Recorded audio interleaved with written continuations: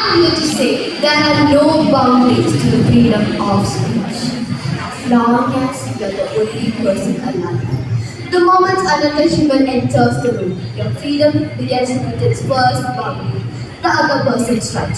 Freedom of speech. Three simple words that carry immense power, hope, and danger.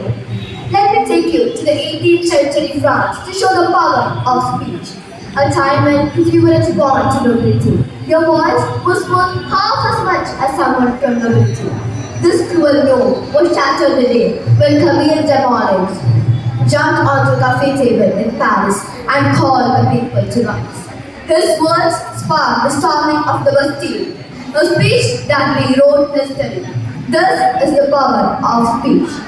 Speech gives us hope, as when no command cannot declare, Swaraj is my birthright, and I shall have it. In times of injustice and darkness, words have been our torch-bearers, but the same torch can burn.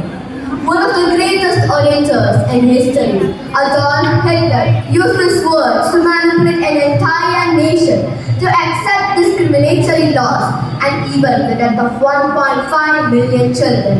In Rwanda, hate speech broadcasted over the radio, dehumanizing the Tutsi minority and urging their extermination. The result? A genocide. 8 million people in just 100 days. So yes, the boundaries must exist. But the question is, who sets them? In the ancient times, it was the king. But today, we have our law, our constitution, drawing hard lines. It criminalizes speeches which incites violence, spreads hatred, and threatens the national security. How should boundaries be set? Boundaries should be set by the impact it creates. A t-shirt product criticizing a military operation, that's just gossip. But a military chief saying the same, that can shake a nation. In the age of social media, the boundaries are blurred, and it's seeping into real life. My mother recently shared an experience of a teacher who was a student who was sent an ID in the corner to go to class.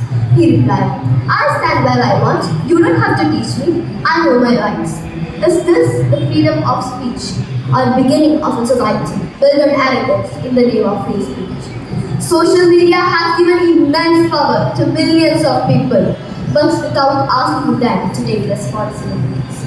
But we must not lose our hope. Let us remind ourselves and our youth what Uncle Ben told Spider-Man. With great power comes great responsibilities.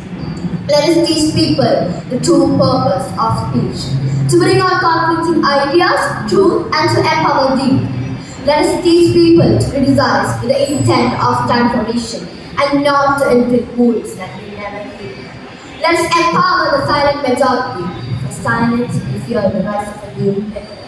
Let us teach them that in our culture, Parvati could question Shiva and Gandhari could curse Krishna. Words are mightier than swords. Why? Because when rightly used, words have the power to determine against whom the sword can be used. Today, that power rests in the millions of hands. It's time to empower them with wisdom to set their own boundaries. Thank you.